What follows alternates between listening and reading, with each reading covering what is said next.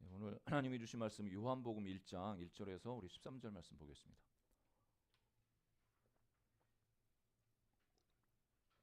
네, 요한복음 1장 1절에서 13절 말씀 교독하겠습니다.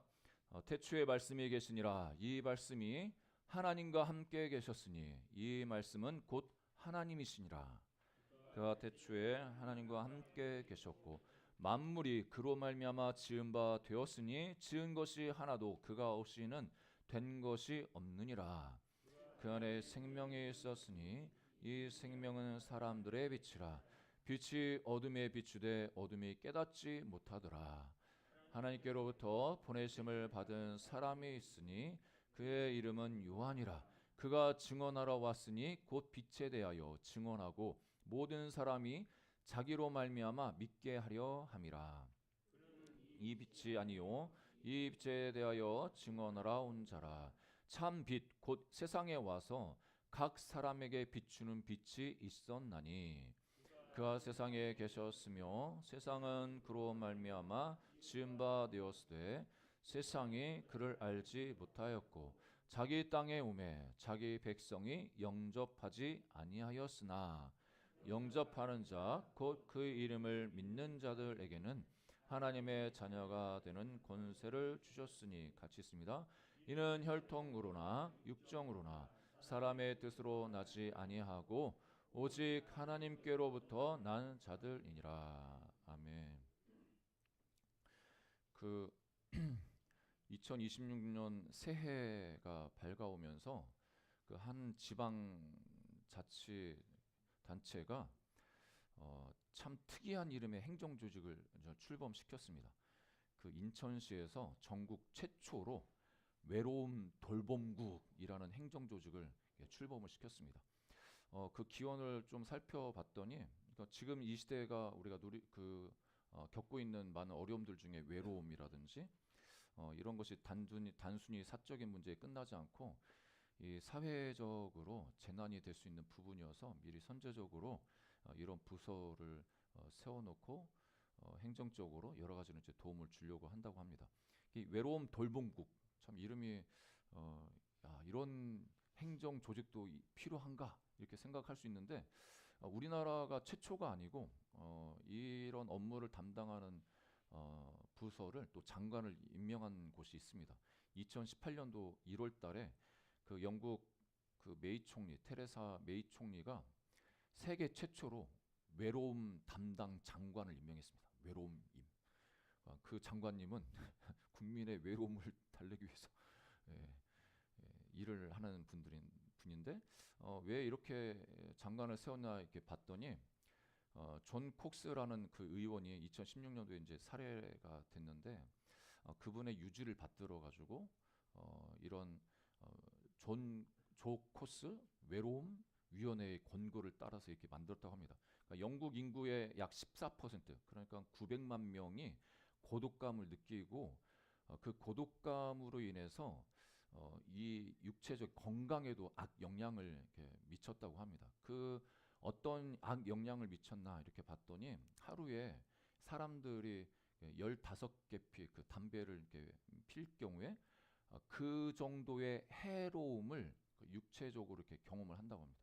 그러니까 담배 15갑 하루에 그 안 펴도 이런 사람들이 겪고 있는 외로움, 고독감이 우리 육체에 그런 안 좋은 영향을 미친다는 거죠. 그래서 이거를 그냥 방치하면 사회적으로 국가적으로 문제가 될 수 있겠다 해가지고 이 외로움 담당 장관을 임명을 했습니다.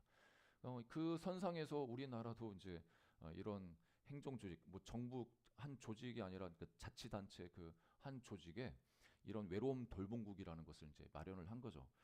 이 시대가 참 많이 빠르게 바뀌고 있지 않습니까? 인공지능을 이용해 가지고 여러 가지 많은 복잡했던 작업들을 아주 손쉽게 그렇게 일을 처리하고 있습니다. 뭐 차를 만드는 곳에서도 이 로봇을 도입을 한다고 하니까 노조에서는 이제 반대도 하는 그런 경우가 있는데 어떻게 보면 앞으로 로봇과 인공지능 이것이 너무나 많이 발달돼 가지고 인간이 할 수 있는 그 영역들을 대체할 수가 있는 거죠. 그래서 수많은 사람들이 어떻게 보면은 일자리를 잃을 수도 있고 그로 인해서 가정적인 경제적인 문제들, 또 개인적인 고독감, 내가 사회에서 정말 존재 가치가 있나, 그런 거에 대한 의문을 가지고 정신적으로 많은 어려움들을 겪게 될 것입니다. 그러니까 그것을 위해서 이런 돌봄국을 이렇게 신설을 해가지고 운영을 하고 있는 것이겠죠. 오늘 본문 그 요한복음 1장을 보면 어떻게 보면 예수님 당시 때도 그렇고 그 전도 지금도 그렇지만 이 세상은 정말 차갑고 고독한 세상인 것을 볼 수가 있습니다. 그 고독하고 어두운 차가운 이 세상 가운데 예수님께서 참된 회복자로 이 땅에 오셨다는 건 이제 선포하고 있습니다. 하나님을 떠난 사람들은 고장날 수밖에 없습니다. 뭔가 고장납니다. 고장나는데 그 고장난 거를 고치고 회복시키기 위해서는 그 만든 분이 그 삶에 개입해 주셔야만 그 회복이 있고 또 온전하게 그렇게 고침을 받을 수가 있는 것이죠. 오늘 13절까지 읽었지만 18절까지 오늘 큐티 본문이 이 본문입니다. 2월 달에는 이제 요한복음을 같이 우리가 묵상하게 되는데 여러분 아시는 것처럼 금요철야 때 이 말씀으로 요한복음으로 강해 설교를 하고 있지만 주일날 해당하는 이 본문을 가지고 그때 또 하나님이 주신 메시지를 여러분과 함께 나누기 원합니다. 여기에 예수님이 어떤 분인지 세 가지 모습으로 이렇게 소개를 해주고 있는데요. 첫 번째 예수님이 말씀으로 이 땅에 오셨다. 말씀이신 그 예수님을 소개를 합니다. 그러니까 우리가 보통 예수님이 말씀이시다 하면 이게 잘 안 와닿을 수 있습니다. 뭐 예수님은 뭐 하나님이 육신이 돼서 성육신 돼서 이렇게 오신 하나님이신데 또 말씀이라니 참 이해가 잘 안 가죠. 그러니까 요한이 왜 예수님을 말씀으로 이렇게 대체해서 이 세상에 소개를 하냐? 그때 요한이 살고 있었던 그 세계는 헬레니즘 시대였거든요.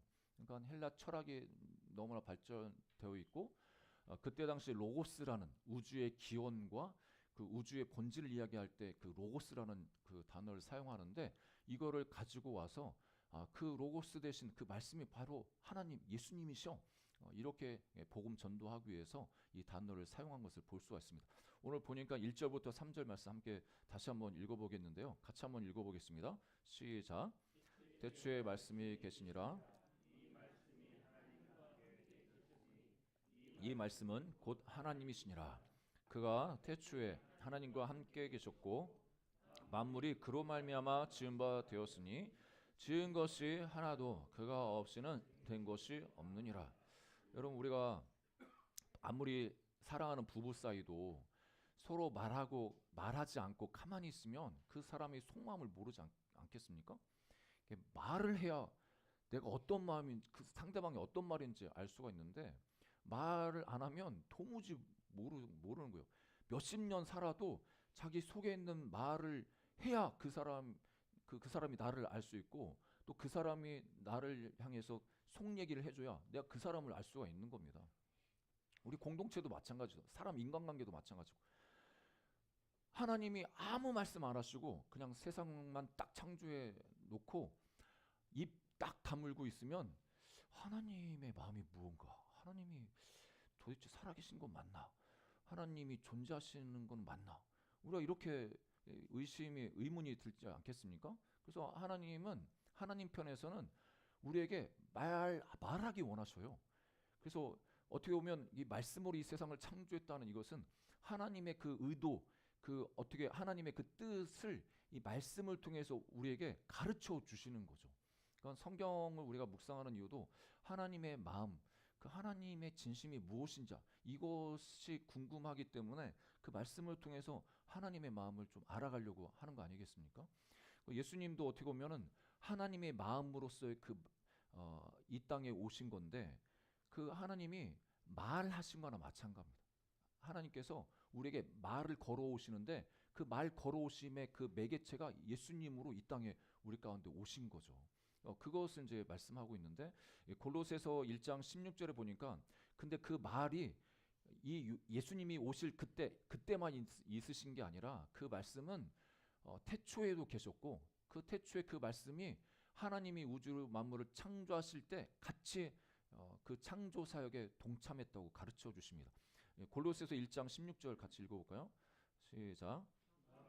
그에게 창조되되 하늘과 땅에서 보이는 것들과 보이지 않는 것들과 혹은 왕권들이나 주권들이나 통치자들이나 권세들이나 만물이 다 그로 말미암고 그를 위하여 창조되고. 그러니까 예수님이 말씀이시면서 창조주로서 하나님 아버지와 함께 이 만물을 창조했다고 가르쳐 주십니다. 이게 엄청 놀라운 그 영적인 비밀이죠. 그러니까 이 세상 하나님을 믿지 않는 사람들은 어떻게 보면 이건 무슨 신화도 아니고 우스갯소리도 아니고 이게 무슨 말이야? 도대체 믿어지지도 않고 이해되지도 않겠죠.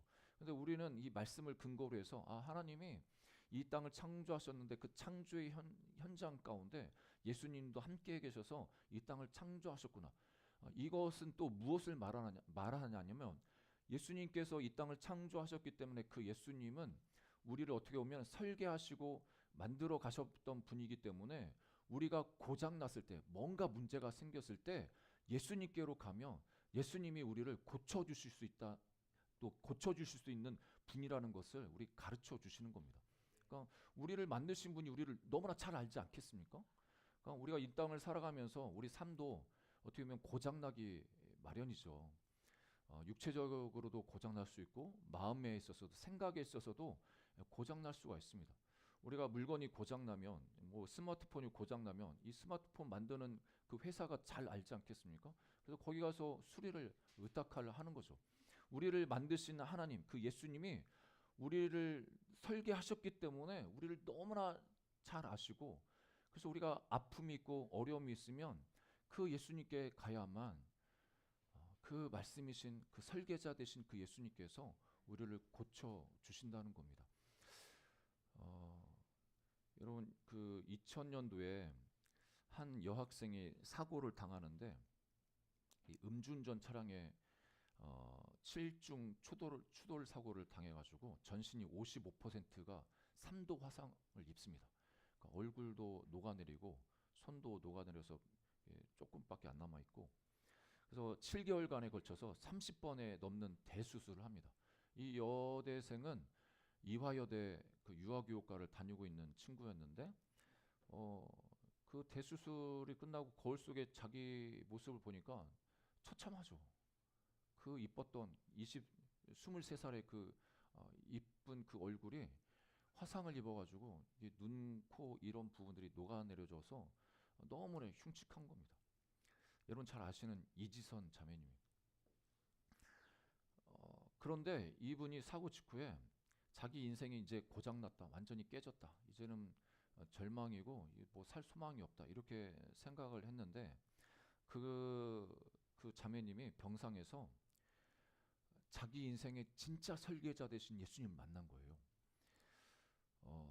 그 하나님께서 어떻게 보면 그 자매님의 외형은 깨지고 이렇게 좀 많이 뭉그러졌다 할지라도 그 영혼에 대한 그 부분에 있어서는 하나님께서 다시 그 영혼을 만지셔서 회복해 주시거든요. 그래서 그 자매님이 하나님을 만나고 예수님을 만나고 예수님께서 자기 마음 가운데 주신 그 감동을 글로 썼는데 그곳에 이제 이렇게 그 이야기를 합니다. 하나님께서 그 자매님에게 지선아, 나는 너를 실패자로 만든 적이 없어. 너는 실패자가 아니야. 이런 하나님의 음성을 듣고 정말 자기 외모만 보면 너무 절망이 와가지고 인생 실패하고 끝난 것처럼 생각돼가지고 죽고 싶었음에도 불구하고 그 하나님께서 네 원형은 그거 외형적으로는 그렇게 됐다 할지라도 네 영혼은 너는 실패작이 아니야. 내가 만든 걸작품이야. 그 하나님의 그런 감동을 받고 그 어려운 시간들을 이렇게 통과할 수가 있었습니다. 우리 인생도 마찬가지죠. 우리 외형적인 부분들이 깨질 수가 있습니다. 육체적으로도 병들 수 있죠. 가족적으로 가족 안에서도 관계도 깨질 수 있죠. 아니면 재정적으로도 그렇고 뭐 여러 가지 부분에 있어서 사회적 위치라든지 또 사업적으로 직장에서도 그렇고 여러 가지 문제에 있어서 깨질 수가 있습니다. 그러면 우리가 생각할 때는 그 깨졌으니까 나는 이제 쓸모없는 사람이고 나는 이제 실패작이야. 이렇게 나는 인생 끝나는 거야. 이렇게 생각할 수 있지만 하나님은 우리 가운데 찾아오셔서 하시는 말씀이 예수님께서 내가 너를 처음부터 설계한 하나님이야. 너는 실패자가 아니야. 내가 너의 영혼을 온전히 회복시킬 거야. 너는 걸작품이야. 이렇게 말씀하시는 거예요. 여러분, 이 하나님의 음성이 저 여러분 가운데 들려지기를 주님은 축복합니다. 여러분, 우리는 세상에서 너무 이제 비교를 많이 당하고 그 비교 때문에 평가를 받으면서 스트레스를 많이 받으면서 살고 있죠. 그러다 보니까 하나님이 우리를 바라보는 그 기준으로 우리 자신을 보는 게 아니라 세상이 보는 기준으로 계속 우리를 재단하고 계속 우리를 스스로를 판단할 뿐만 아니라 우리 아이들을 판단하고 그렇게 정죄할 때가 너무나 많이 있습니다. 근데 하나님은 우리를 걸작품으로 만드셨습니다. 걸작품으로 이미 그 창세전부터 그 걸작품으로 우리를 설계해 주셨고 그렇게 우리를 보존하시면서 여기까지 오게 하셨습니다. 옆에 분 인사하겠습니다. 당신은 하나님의 걸작품이십니다. 예, 예, 예. 안 믿어지시면 안 되는데. 네, 두 번째로 이 1장 4절, 5절, 9절 보니까 예수님이 빛으로 이 땅에 오셨다는 것을 이렇게 우리에게 가르쳐 주십니다. 예수님이 빛으로 이 땅에 오셨다. 예수님이 빛이시다 이야기할 때는 좀 다르게 해석하면 뭐냐면 하나님이 어두운 이 땅에 어두운 내 삶에 찾아오셔가지고 내 인생을 재해석해 주셨다라고 말할 수가 있습니다. 4절 5절에 보니까 그 안에 생명이 있으니 이 생명은 사람들의 빛이라. 빛이 어둠에 비추되 어둠이 깨닫지 못하더라. 9절에 보니까 참빛 곧 세상에 와서 각 사람에게 비추는 빛이 있었나니. 그러면서 요한복음 8장 12절에 보면 예수님께서 자기 스스로를 가리켜서 이렇게 또 증언하십니다. 예수께서 또 말씀하여 이르시되 나는 세상의 빛이니 나를 따르는 자는 어둠에 다니지 아니하고 생명의 빛을 얻으리라. 그러니까 이 땅에 어떤 사람이 내가 생명의 빛이야, 내가 세상의 빛이야 이렇게 말할 수 있는 분이 있겠습니까? 간혹가다 그런 분이 없지 않아 있습니다. 스스로 제르미스라고 하고 하나님이라고 하는 조금 그분들은 사기꾼 아니면 정신병자입니다. 둘 중에 하나입니다. 사기꾼 아니면 정신병자. 예수님은 이렇게 말씀하셔도 자기가 자기 삶을 가리켜서 정신병자도 아니고 사기꾼도 아닌 것을 삶으로 증명하셨습니다. 지난번에 이제 철학 때도 잠깐 말씀드렸었는데 우리가 예수님이 내가 하나님의 아들이야, 내가 세상의 빛이야, 내가 생명을 주는 부활이요 생명이야 이렇게 말씀하셨는데 뭐 이렇게 말씀하시는 이분을 따라서 많은 사람들이 또 가짜들이 나타나서 그렇게 말할 수 있죠.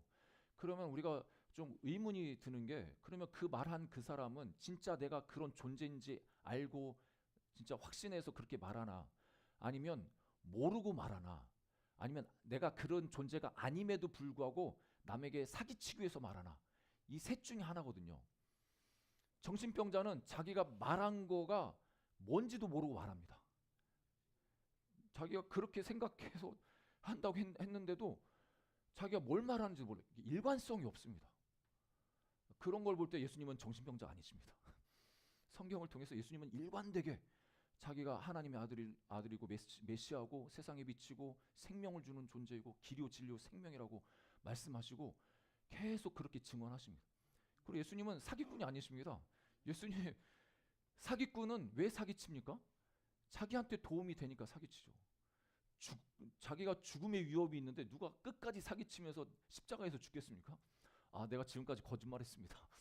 내가 좀 잘못 이야기한 거 내가 잘 몰라서 착각했습니다. 이렇게 해서 그 죽음이라는 자기가 손해되는 그 시간과 그 상황을 모면하는 게 사기꾼들입니다. 사기꾼들은 남 해쳐먹으면 이 표현은 좀 과한데 남에게 해를 끼치면서도 자기 유익을 위해서 거짓말하는 거예요. 근데 결정적으로 결론이 나는 그 시간은 진짜 손해보는 그런 상황이 될 때 그 사람이 사기꾼인지 진짜인지 알 수가 있죠. 근데 예수님은 자기가 죽으면서까지 자기가 증언했던 그 말대로 십자가에서 죽으시고 죽으실 뿐만 아니라 부활을 통해서 자기가 하나님 아들인 거를 증명해 주셨습니다. 증명. 근데 이 땅에서 수많은 사람들이 자기가 재림 예수라고 하고 하나님의 신부라고 하고 예수님이 미리 보낸 구세주라고 하고 수많은 사람이 그렇게 거짓말을 하고 다니는데 그 사람들의 말이 증명되지가 않습니다. 다 죽었습니다. 문성명 씨도 죽었고 앞으로 이만희 씨도 돌아가실 거고 부활하지 않습니다. 그런데 사람들은 그거에 미혹되죠.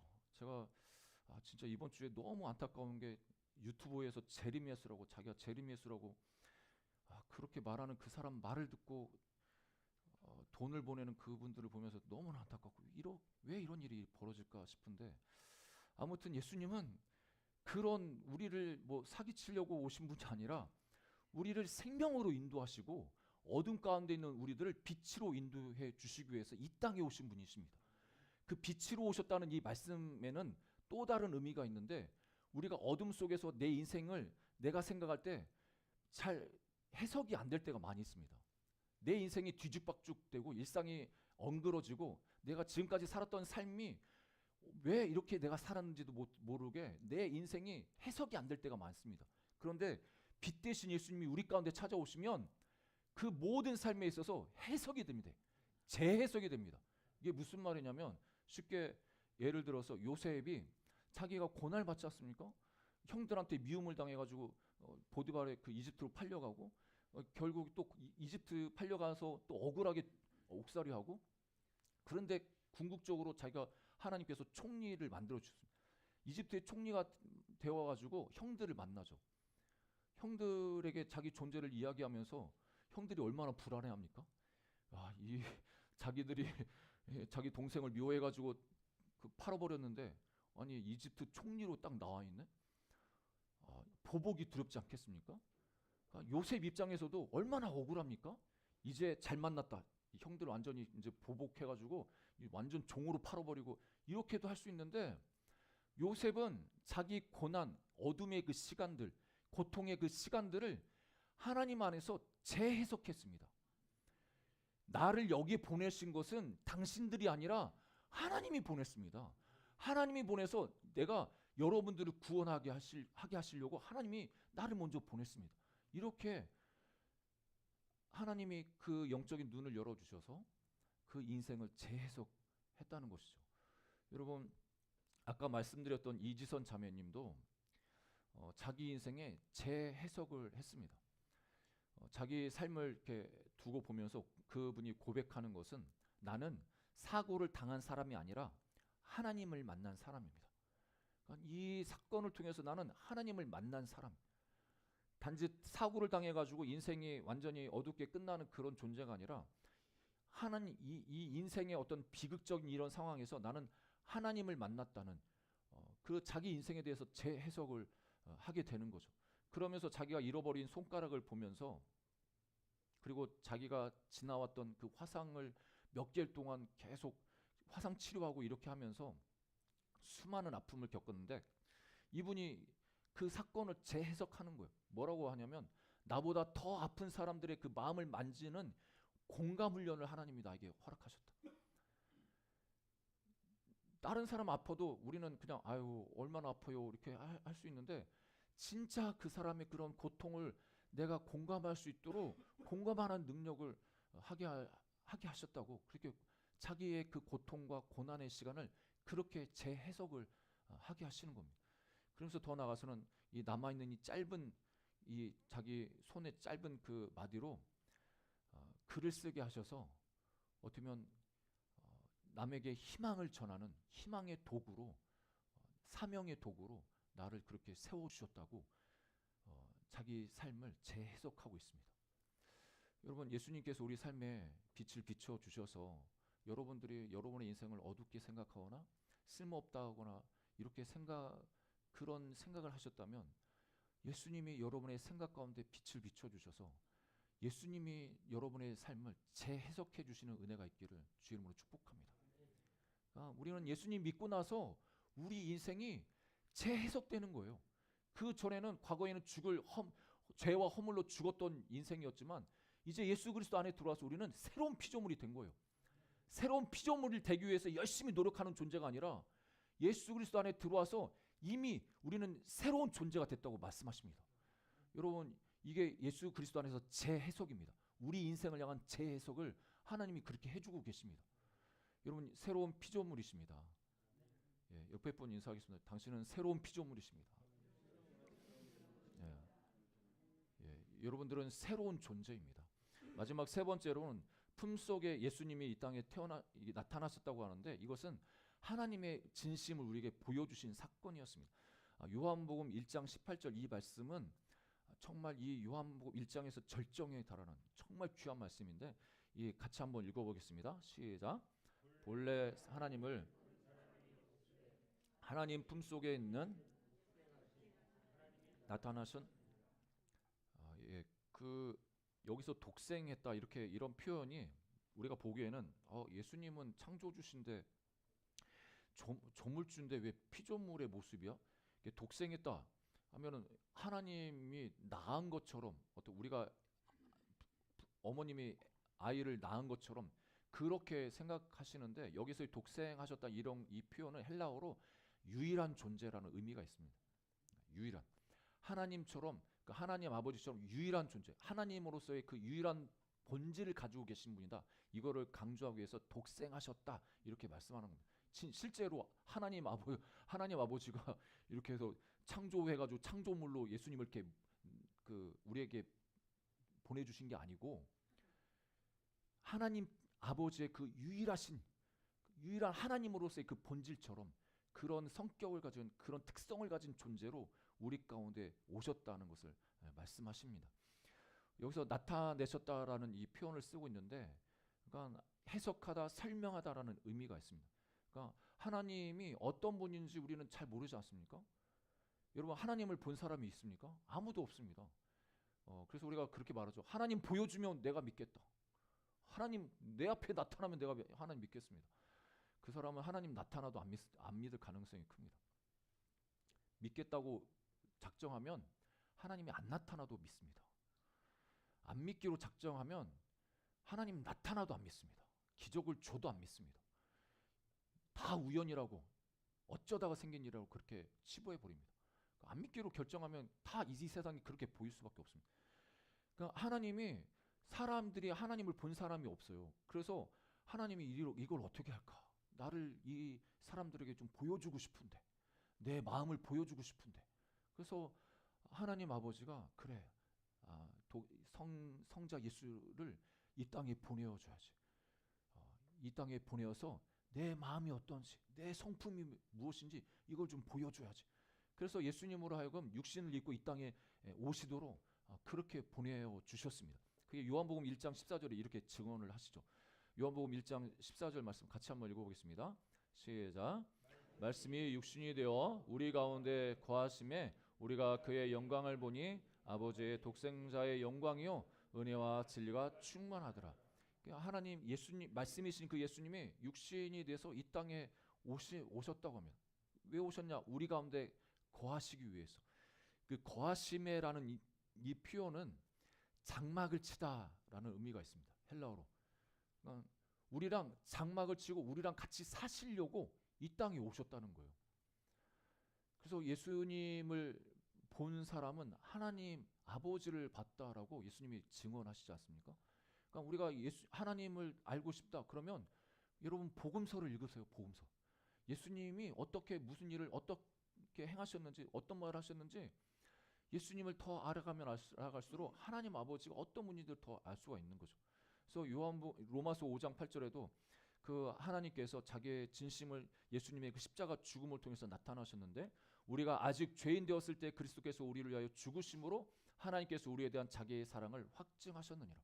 그러니까 하나님 아버지는 우리를 향한 그 본심과 그 마음을 알려주기 위해서 예수님을 이 땅에 보내어 주셨고, 예수님으로 하여금 그 십자가에서 이렇게 죽게 하셨다는 겁니다. 그 예수님의 그 십자가 죽음을 통해서 우리를 향한 그 하나님의 그 사랑의 본심, 그 진심을 보여주셨다라고 우리에게 가르쳐주고 계십니다. 여러분, 하나님의 이 사랑의 본심을 여러분 기억하시기를 주 여러분 축복합니다. 어떤 한 아버지가 자폐아인 자기 아이와 이렇게 소통하고 싶어가지고 계속 사랑한다고 고백을 하고 아이랑 놀아주려고 했는데 아이와 그 벽이 계속 이렇게 쌓여가는 것을 느꼈습니다. 그래서 이 아버지가 그 아이에게 다가갈 수 있는 최선의 방법이 무엇일까 이렇게 고민하다가 그 아이의 세계 안으로 들어가야 되는데 그 아이가 좋아하는 그 장난감들이라든지 그 좋아하는 그 관심사 이런 부분들 그 자기 수준에는 안 맞지만 그 아이의 세계에 들어가기 위해서 그 장난감으로 같이 놀아주고 그 대화를 시도하는 거죠. 우리도 마찬가지 아니겠습니까? 우리 자녀들이랑 자녀 입장에서 놀아줘야 친해지고 자녀와 소통이 되는 거 아니겠습니까? 그러니까 하나님 입장에서는 하나님은 너무 위대하시고 크시기 때문에 이 우리랑 대화하고 싶은데 그게 안 되는 거죠. 그래서 예수 그리스도를 이 땅에 보내어 주셔서 어떻게 보면 이 우주 만물 무소부지하신 그 존재가 인간의 유한한 그 몸 작은 그 몸에 어떻게 보면 자기를 꾸겨 넣으시면서까지 이렇게 오셔가지고 제한 받으시면서 인생 그 사람의 삶을 살아가신 겁니다. 우리와 소통하기 위해서, 우리와 대화하고 싶어서, 우리가 겪는 어려움과 아픔을 예수님이 같이 공유하고 싶어서 그렇게 하신 겁니다. 아까 말씀드렸던 그 이지선 자매님이 하나님의 그 진심을 느낄 때가 있었다고 합니다. 이분이 그 너무 고통스러워서 소리 지르고 막 아파할 때 하나님이 그 이 자매한테 멀리서 야 참아 그래도 참아야 돼 이렇게 하신 게 아니고 그 자매님이 기도하는 가운데 깨달은 것은 자기가 그렇게 고통스럽게 그 아픈 시간을 보낼 때 하나님 예수님이 자기 옆에서 흐느끼고 계시더라는 거예요. 눈물이 흘리시면서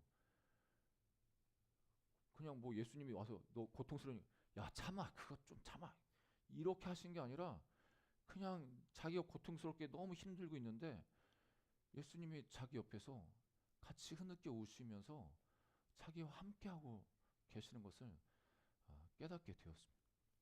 그게 그 자체가 이 자매님한테 너무 위로가 된 거죠. 뭐 고통 없애주면 좋죠. 하나님이 역사하셔서 그 고통 없애주면 너무 좋죠. 하나님 그럴 능력도 있으시고. 근데 하나님께서 우리와 동행하실 때 그렇게도 역사하시지만 내가 고통스럽고 아픈 그 현장에서 끝까지 우리를 놓지 않고 우리와 함께 울어주시고 함께 아파하시고 함께 해주신다는 것. 여러분 이것을 기억하시기를 주님으로 축복합니다. 하나님의 진심은 우리의 고통을 없애주는 것이 아니라 고통의 현장에 끝까지 함께 계셔주시는 것, 장막을 치고 우리 가운데 거하시는 것이 하나님의 진심인 것을 기억하시기를 주님으로 축복합니다. 예레미야 예가 3장 33절에 하나님께서 자기 본심을 이 선지자를 통해서 이렇게 드러내셨는데 같이 한번 읽어보겠습니다. 시작.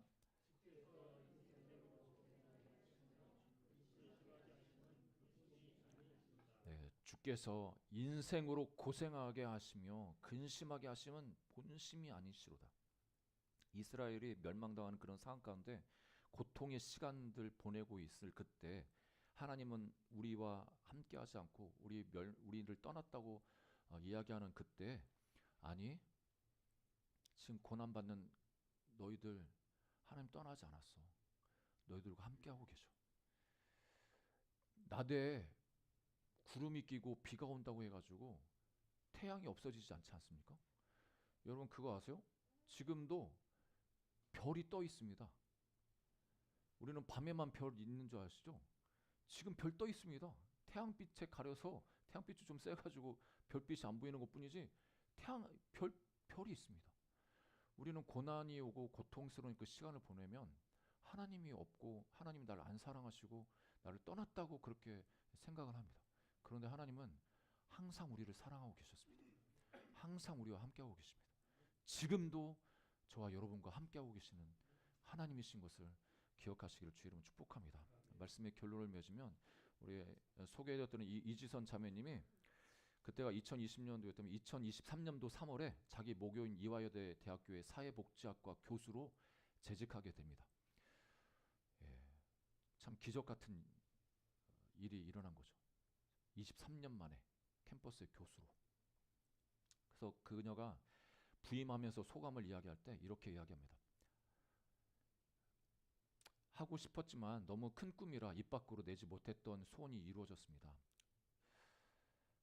이제는 학생들에게 사회복지 전문가로서 사회가 어떻게 고난당한 자를 도울 것인가를 가르치고 싶습니다.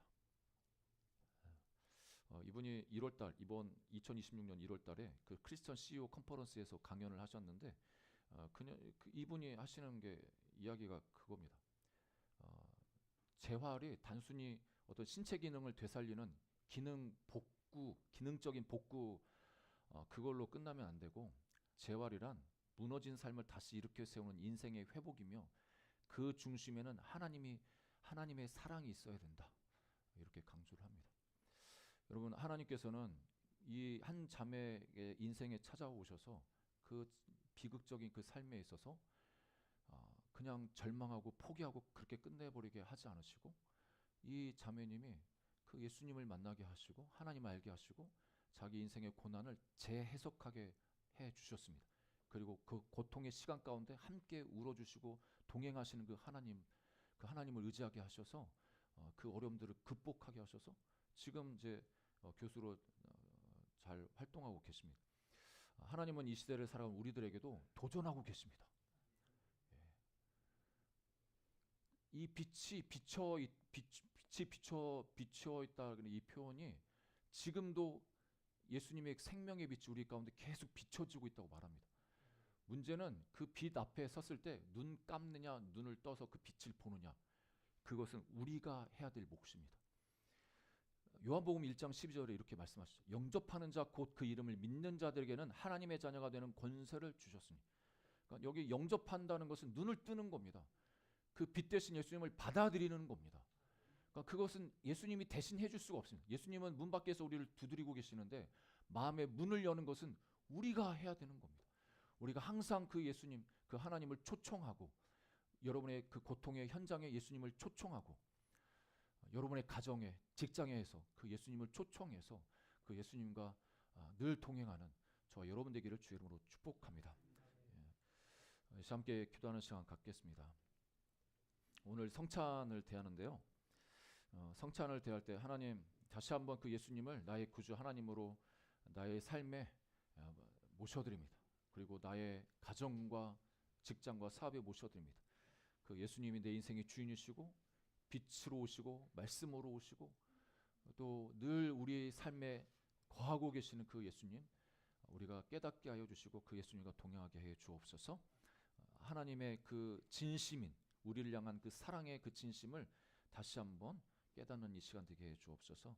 우리 기도하면서 성찬을 준비하겠습니다. 우리 주님 소원 부르짖고 기도하겠습니다. 주여